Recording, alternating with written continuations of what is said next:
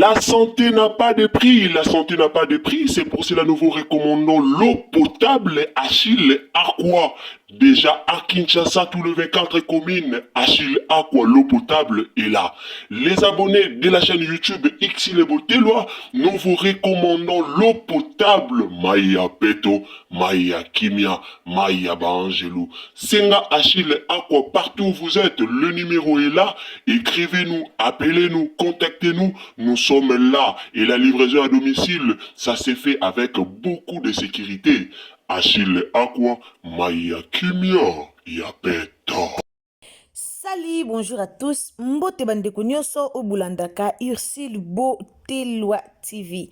Bandeko nanga topesi bino mbote na kombo na Yesu, mbote esika nyonso bozali, mbote na bandako na bino, mbote na mabota na bino, mbote na mabala na bino, mbote partout na ba famille na bino, mbote esika nyonso bozali. Awa na Ursule Botelwa TV tolobaka toujours bonjour bonsoir yango et dépendara mingi na air oyo okolanda émission topé analyse na biso dans na air oyo kokota na Ursule Botelwa TV po olanda biso yondo koyeba okozwa bonjour topé okozwa bonsoir.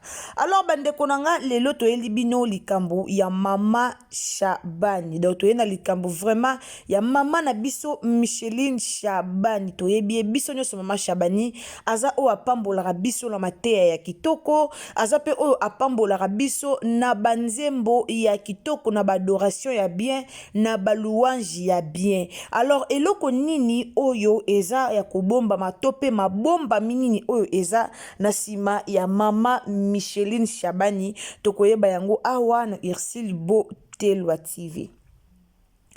Na yango bandeko nanga soki eza mbala na yo ya liboso okoti na Ursule Botelwa TV en tout cas zwa temps ya ko s'abonner zwa temps ya ko partager zwa temps ya ko kabola vraiment analyse tope lien oyo na bandeko mususu donc partager na Facebook partager na WhatsApp partager na TikTok partager tindela baninga lien partager vraiment partout nzambe ako pambola yo soki otindeli 10 personnes to 15 to 20 personnes lien ya émission oyo batu bakozala béni par rapport ya makambo o tokoyoka na munoko ya mama Micheline Shabani en tout cas yeba ndeko nange siko kozala nzambe ako pambola yo salia na biso na statut pona lukumu nzambe e ozala vraiment malamu mingi. Bandeko nanga réseaux sociaux tombé pour na makambu ya mama Micheline Shabani. Alors na lingaki vraiment beaucoup plus Ursule Botelwa TV a expliqué bino vraiment mingi te mama Shabani tokolanda vraiment moi extrême qui ya mama na biso Micheline Shabani. Batebele bazo komitungisa bato bazo loba souvent bato bazalaka na likambu moko o bafingela ka mama Shabani muto ayebika ke po azo mama Shabani po finga yefo akende kaka na akende kaka ko toucher parti na ya mabota to utaki koyoka mama na biso femme Tamar tanga salaka ba prédication na tanga teaka alobaka mutu jamais bakumisa nzambe ne loko pe ya malamu nzamba salela batu mais souvent soki mutu alinga finga mutu atanga akenda kana parti o eza faiblesse akenda te na parti o nzamba pambola mutu mutakenda wana te mama Micheline lelo nzamba pambola ana ministère munene ana église munene o ye akambaka mais lelo mutu soka ye po finga mama Micheline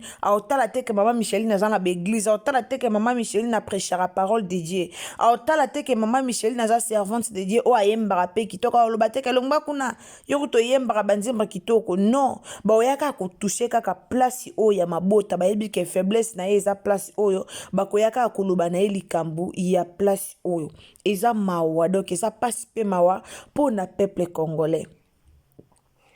Bana nzambe nda pesaka na mona non place moko te bakomaka soko boti te okota lola te na mona ngote mais mama Micheline Shabani aza beaucoup plus critiqué par rapport à la situation na ye nan muta kufite to ebite nini o nzamba bombi na avenir to ebite nini o nzamba bombi lobi okuna sina TikTok a tozomona makambu bimona meso e yana ba mama misu tozomona boti na 66 ans ngana uti komona video ya mama wana o etamboli na TikTok a boti na 66 ans na uti komona ngo nzambo azopesa bato bazanga ba trompe opesa bango bana nzamba na capable pe opesa mona na muto akota de menopause soki nzamba capable ya kopesa moto azanga ba trompe nzamba apesi ye mwana et pourquoi nzamba azala capable te ya kopesa mwana pe na moto akoti déjà ménopause boza banzambe te boza banzambe te mama Shabani na mobali na ye baza bato kotala bango boye omona ke wi basambela nzamba solo bien sûr mamba nzambe na Congo ekota bulu yeke pourquoi parce que ba pasteur na ya malamu na ya mabe basangane komara ndenge moto ye ba asute banani ba pasteur malamu to ye ba asute ba pasteur ya mabe po alire mboka na biso zo kendela makambo mabe mingi bomba mina ba pasteur ebele bana makambo ya mabe mingi ya sese oyo ebomba mi jusqu'à présent baza non dévoilé te mais elongo na nzambe bako dévoilara bango un jour. Mais kotala mama Shabani, mama Micheline Shabani, kotala ye kaka boye, omona ke oui, mama Micheline Shabani, ase la nzamba solo. Ase la vraiment nzamba solo. Abonde la pona batu ba obota. Abonde la pona ba femme stérile nzamba opesa bango bana. Donc lelo te lobite nzamba yebi pourquoi tika kie a subir humiliation oyo pona gloire na ye. Peut-être nzamba tiki mama Shabani aleka na humiliation oyo pour lobitanga kozwa zemi lobitanga robota ezala pona gloire na ye ozala témoignage munene pona peuple de Dieu ozala témoignage munene pona batu nyonso o baza ba ignorant to pe ba ignorante.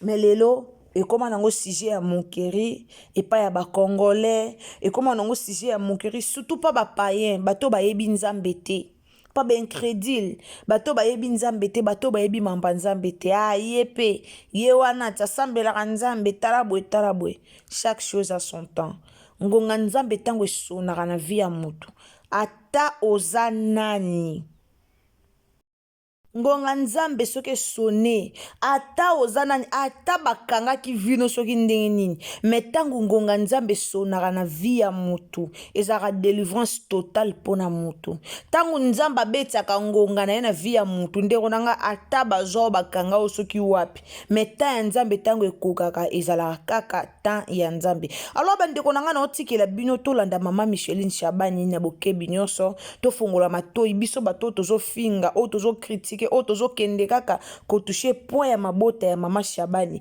tofungola matoi toyoka message o yemoko azopesa biso en tout cas tofungola vraiment matoi tolanda yango na kimia nyonso. Fongola matoi yo o mimona ke kaya mama Shabani ebetaka ofimbu yo o mimona ke kaya mama Shabani okomisango sujet ya monkeri tope sujet ya mafinga pona mama na biso Micheline Shabani en tout cas fongola matoi oyo ka ba témoignage tope oyo ka oyemoko akoloba na motema na en tout cas nzambe azala elongo na biso nyonso ndeko tutisa mina video oyo o kotimba liboso na Irsil Botelwa TV meka ko partager émission na biso donc partager partout quand na Sarabino partager na Facebook, na TikTok, na WhatsApp, na Messenger, tindela baninga lien, bakota balanda et ozala malamu mingi. Ce qui pesa première fois na yo, au trouver Irsil Botelwa TV, au s'abonner.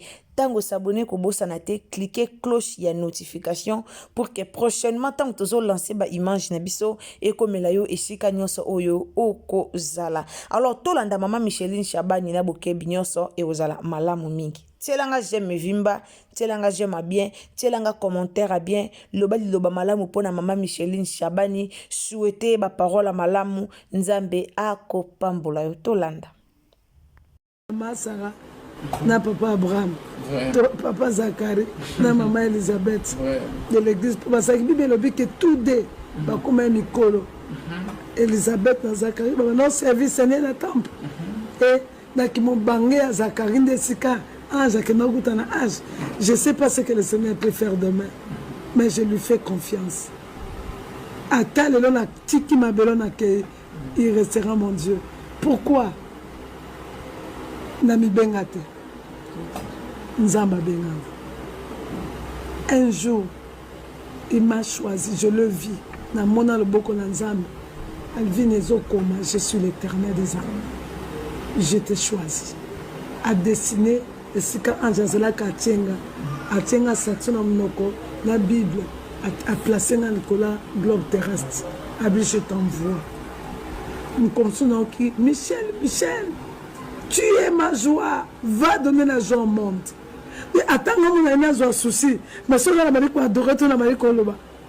Et qui m'a lango po oyo apesanga doze apesanga esalaka emela maweza ye katikati na nga e ayebisi nga ozalaka na sila moyo mpo na yo te tu es là pour mon peuple e naye komona ke promese na liloba na nzambe na bomo ya bato naobondela bato nga nazobondela bato tala ebele ya bato baobota naza ame mwana mosusu aotobika miracle asali so ekombele zana abala abotaka te aye abota na église mosusu na bali koencadre na biso na yebisi nga déclara kaka chaque mois asali 3 mois na église na nga leo na oyebi so boaza alize misoka 5 mois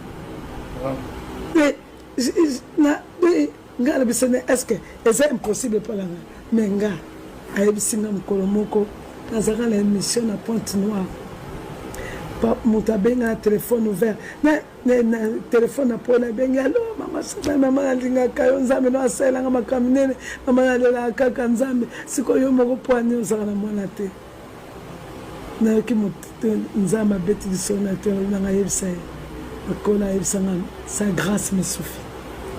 J'ai un mari qui m'aime. J'ai une famille très bonne. J'ai une belle famille. Nga beaucoup na baleki ya mbai na babe na même la famille pa mbai na muta benga la komba zate ba on so benga e ba on so benga nga mama donc même na famille na nga et na sa moyen na zangité mais le Seigneur m'a dit que ma grâce te suffit.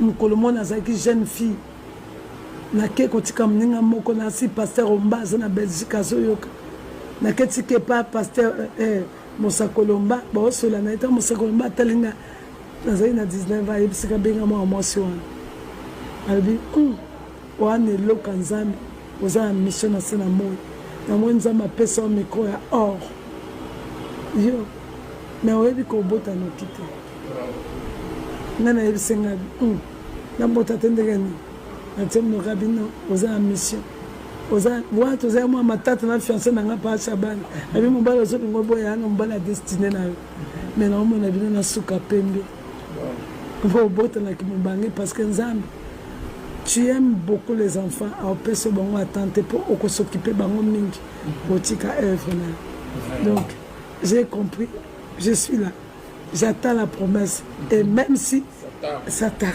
attends là aussi longtemps on a profité. J'attends la promesse. L'impossible n'est pas Jésus. L'impossible n'est pas l'agneau, n'est pas Jésus. C'est pour ça que ça ne découle pas dans ce talent-là. On va dire que c'est divorcé. Bon, adopter. Moi, j'ai adopté les enfants. Tu en as maintenant? J'ai adopté, oui. Okay. J'ai 6 enfants que j'ai adoptés. Ma première fille, les amants là-bas, tika na église na kiti. Mon sondo là qui tu es quitté maman là ebisinga langa prends cette fille intéressante et c'est ma fille moni bata mwindu batu mwindu za kindo kimoko otolinga mindele bo ko voyager pe ko bima ça te donne et peut sauver mus ba mine musuta muso yo botela bango te ma préfère adopter ba ozabana bazo bokola. Aujourd'hui, j'ai au moins 6 enfants. Oyo, j'ai reconnu mes propres enfants. Oyo, le lot attend à zate bako hérité nanga. Bako hérité na bien nanga. Place bande ko nanga bazali. Place bango pe bana ezali. Place église ezali. Donc, je suis à l'aise avec ça. De mutwana oazo yo kangwana. Bobo mabolingo na bino kabo. Ndena bana mbai nanga j'avais 17 ans. Lui a 25 ans, soit 26 ans. Siko plus de 36 ans de vie ensemble. Soki tokoloba to bakisa mukie, maman Micheline basali plus de 36 ans ensemble na mobile na ye. Alors pona bato boyaka oloba bako kabwana te, bako sala boete, bako kita bon pe ko kabwana maman Micheline na okena e mso okebota to mobile ne pa okena e ko kebota. Bande onanga ezalaka facile te. Ezalaka facile te.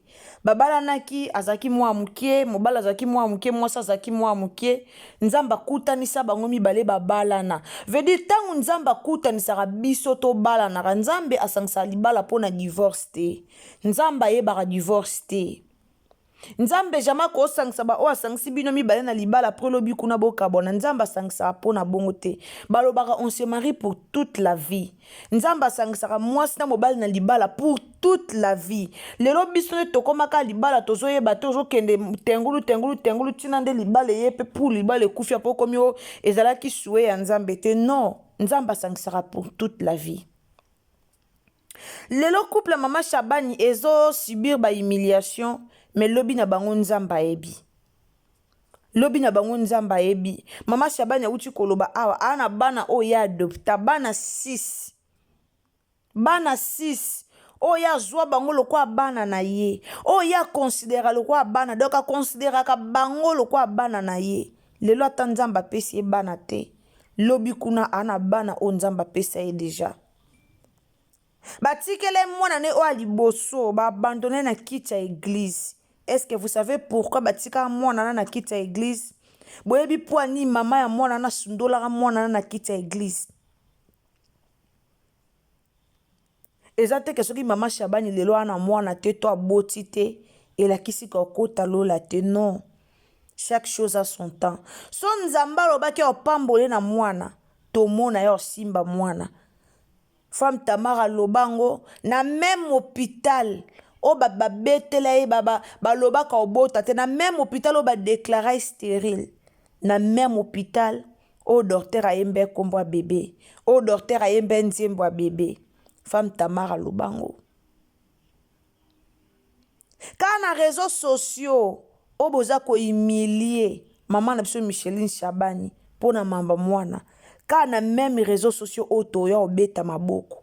Quand na même réseaux sociaux auto ya ko sala ba analyse. Quand na même réseaux sociaux auto ya su ko tombola ya boti félicitations quand na même réseaux sociaux. Nzamba nzambe. Nzamba la nzamba ba surprise inattendue. Lelo bino bo loba mais o nzamba bongisi lobi boyebite.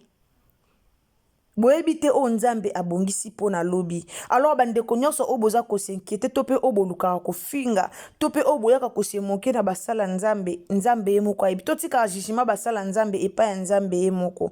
Na esa biyo na kisasa na biso lelo basala nzamba lukuta baza tellement ebele. Tellement ebele. So toke na politique mamba politique etambola bien te mamba basala nzambe etambola bien te pourquoi Congo na biso eyana molili makasi. O esala que génération baza toujours distrait na makambo ezanga tina to mona ba distraction o ezo leka na TikTok to mona combien ba congolais baza ko finga na bazo sala na mabe na ba TikTok wana to mona combien génération ba congolais za pourri ba tebele ba koti ba kisi tozo mona ngonga nzambe ezali yo ozo luka vina pressé ngonga nzambe ezali en tout cas totika vie ya mama Shabani ki ya Micheline Shabani kimia nzamba yebi akopesa ebana tope akopesa ebana te eza volonté ya nzambe alors ndeko na ngayo ozwi temps ya koyoka mwa lisolo au moins exhortation o epa ya mama na biso Micheline Shabani ko hésiter te ya ko partager pe na bandeko mususu donc ce que ozwi temps to ozwi occasion ya kolanda biso en tout cas ndeko na nga partager émission o na bandeko mususu tindela bandeko nyonso baza na WhatsApp na liste ba mino ya WhatsApp tindela bango lien tindela bandeko nyonso bozana bango na Facebook partager na ba groupe à Facebook partager partout nzambe ako pambola yo tozela mama Shabani so nzambe obaki akopesa ye d'ailleurs mutamta qui peut vie na ye donc qui peut vie na yo tika pe mama Shabani na vie na ye o azo vendre za vie na ye libale ze ya ye eza ya yo te qui peut vie na yo aza servante nzambe ye moko ayebi ako décider likolo na ye. Merci beaucoup na bino nyonso vraiment o botaka litoyi na bino koyoka Irsil Botelo TV nzambe azala elongo na bino sur ezambala liboso o s'abonner o commenter o liker o partager surtout ba j'aime vimba donc telanga j'aime vimba nzambe ako pambola yo tango s'abonner ko bossa na te cliquer cloche de notification pour que prochainement tango Irsil Botelo TV a ko lancer ba analyse na ye e komela yo esika nyonso o kozala ngana bien tokutani à la prochaine occasion bisous bye. La santé n'a pas de prix, la santé n'a pas de prix, c'est pour cela nous vous recommandons l'eau potable Achille Aqua. Déjà à Kinshasa, tous les 24 communes, Achille Aqua, l'eau potable est là. Les abonnés de la chaîne YouTube Xile Botelwa, nous vous recommandons l'eau potable Maya Peto, Maya Kimia, Maya Bangelou. Senga Achille Aqua, partout où vous êtes, le numéro est là. Écrivez-nous, appelez-nous, contactez-nous. Nous sommes là et la livraison à domicile, ça s'est fait avec beaucoup de sécurité. Achille Aqua, Maya Kimia, Yapeto.